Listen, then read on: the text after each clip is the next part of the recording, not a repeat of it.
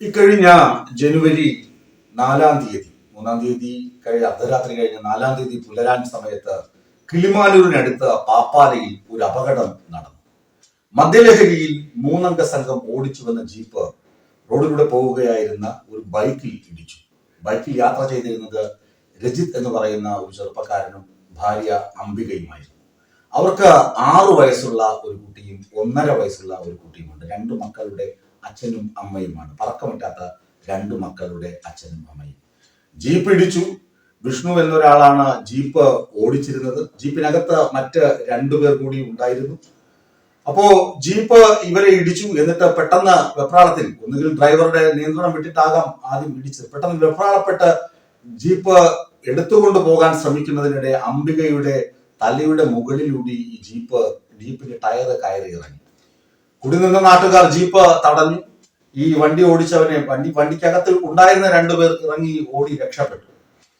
വണ്ടിക്കകത്തുണ്ടായിരുന്ന ഈ വിഷ്ണു, ഇയാൾ തന്നെയാണ് വാഹനത്തിന്റെ ഉടമയും. ഇയാളെ പിടിച്ച് കിളിമാനൂർ പോലീസിന് കൈമാറി. അവിടെ നിൽക്കട്ടെ, ഞാൻ ഈ കഥയിലേക്ക് തിരിച്ചു വരാം.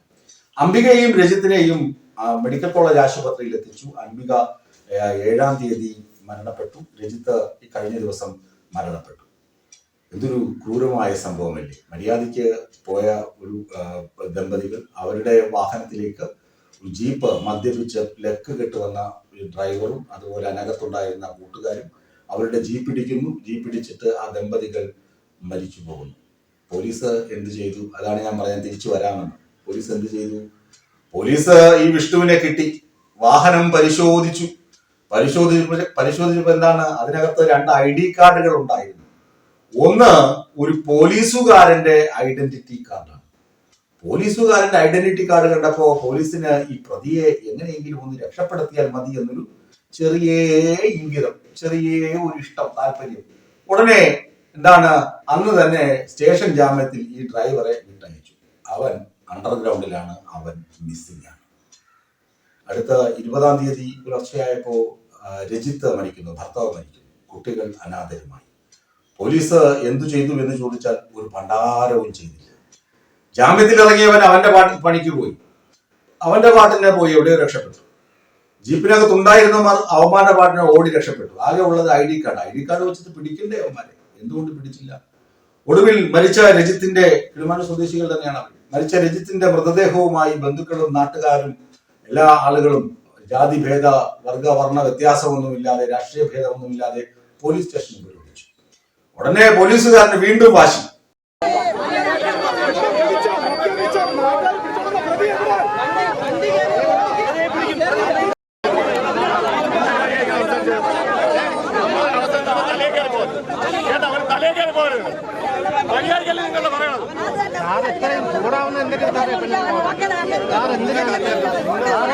പിടിച്ചു കൊടുത്ത ഞാനാണ്.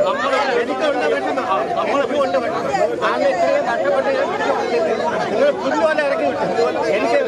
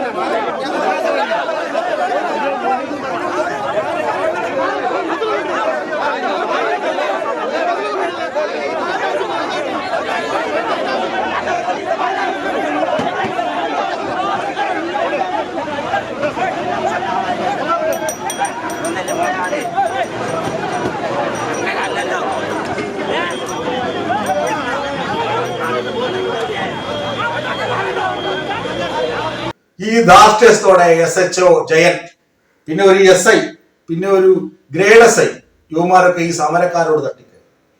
പിന്നീട് ഉന്നത ഉദ്യോഗസ്ഥരൊക്കെ ഇടപെട്ടിട്ടാണ് സമരക്കാരെ ആശ്വസിപ്പിച്ചത്. എത്രയും വേഗം നടപടി സ്വീകരിക്കാമെന്നൊക്കെ റൂറൽ SP ഒക്കെ ഇടപെട്ട് പറഞ്ഞു.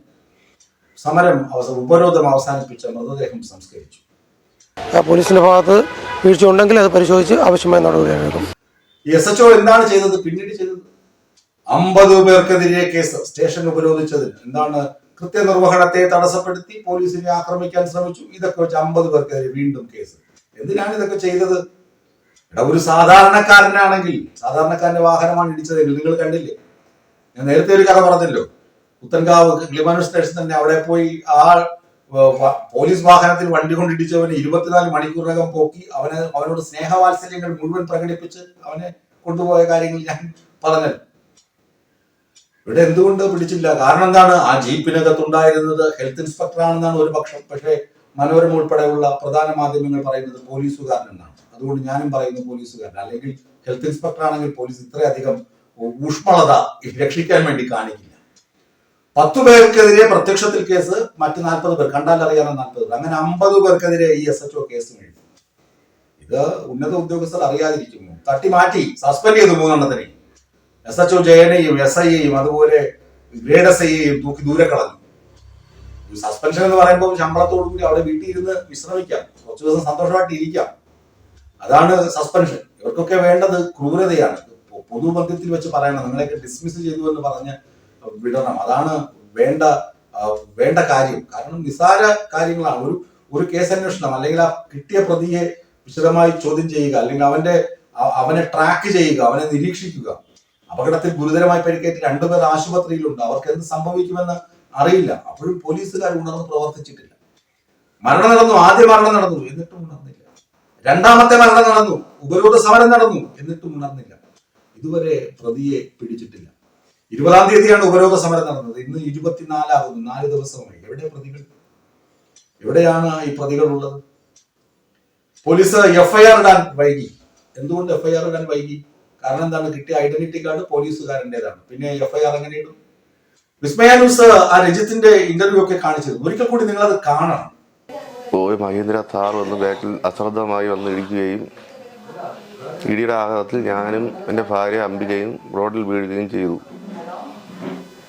റോഡിനടിയിലായത് ഞാൻ വണ്ടി നിർത്താതെ റേസ് ചെയ്ത് ഇരിക്കുന്നുണ്ട്. കൈതട്ടി വണ്ടി നിർത്താൻ ആവശ്യപ്പെടുകയും ഇവരത് ശ്രദ്ധിക്കാതെ വണ്ടി ബാക്കിലേക്ക് റേസ് ചെയ്തെടുക്കുകയും എൻ്റെ ഭാര്യയുടെ മുകളിൽ കയറി പോവുകയാണ് ചെയ്തത്. വണ്ടി അപ്പോൾ നിർത്തിയിരുന്നെങ്കിൽ ഭാര്യ മരണപ്പെടില്ലായിരുന്നു. റോഡ് കുടുങ്ങി കിടന്ന ബൈക്കിലും ഞാനും കുടുങ്ങി കിടന്ന് എന്നെ വലിച്ചുകൊണ്ട് ബാക്കിലോട്ട് പോവുകയും ബൈക്കുമായി സ്പീഡിന് ഓടിച്ച് പോവുകയാണ് ഉണ്ടായത്. വണ്ടി ബാക്കിലോട്ട് എടുത്തപ്പോഴാണ് ഇത് സംഭവിച്ചത്. വണ്ടി ഏകദേശം 50 മീറ്ററോളം ദൂരത്തേക്ക് വണ്ടിയുമായി പോയി ഒരു പോസ്റ്റിൽ നിന്ന് ഇടിച്ച് നിൽക്കുകയാണ് ചെയ്തത്. പിന്നെ അങ്ങനെ ഞാനും വൈഫും വ്യക്തത വിളിച്ച് കിടക്കുകയായിരുന്നു. വൈഫിനെ ആദ്യം മെഡിക്കൽ കോളേജിൽ കൊണ്ടുപോവുകയും പരിച വെന്റിലേറ്ററിലായിരുന്നു. പോലീസ് 2 പേരൊന്നും മൊഴിയെടുത്ത് സ്റ്റേറ്റ്മെൻറ്റ് വാങ്ങിച്ചുകൊണ്ട് പോയതേ ഉള്ളൂ. പിന്നെ അതിന് വേറൊരു ചലനങ്ങളും ഉണ്ടാകത്തില്ല. അദ്ദേഹം പറയുന്നത് വ്യക്തമല്ല. അപ്പോ ഈ സംഭവം നടക്കുമ്പോൾ, ഈ സംഭവത്തിന് ദൃക്സാക്ഷികളായിരുന്ന ആളുകൾ ഇക്കാര്യങ്ങൾ ഉറക്കെ വിളിച്ചു പറയുമ്പോൾ, നീതി ലഭിക്കണമെന്നാവശ്യപ്പെട്ട ഉപരോധ സമരം തീർക്കുമ്പോൾ, ഇക്കാര്യങ്ങളിലൊക്കെ ആഭ്യന്തര വകുപ്പിന്റെ ചുമതലയാണല്ലോ ഈ പോലീസുകാരെ നേരെ നടത്തുക. ഈ പോലീസുകാര് ജനകീയ വികാരത്തിനും ജനങ്ങളുടെ പക്ഷത്തിനും നീതിക്കും വിരുദ്ധമായി പുറംതിരിഞ്ഞു നിന്നു. അതുകൊണ്ടാണ് ഈ 3 പേരെ സസ്പെൻഡ് ചെയ്ത് ദൂരെ മാറ്റി നിർത്തിയത്. രജിത്തിനും അംബികയ്ക്കും നീതി ലഭിക്കട്ടെ. ഈ കുറ്റവാളികൾ ഒന്നുകിൽ കീഴടങ്ങണം, അല്ലെങ്കിൽ പോലീസ് അവരെ പിടികൂടണം എന്ന് മാത്രമാണ് ആഗ്രഹം.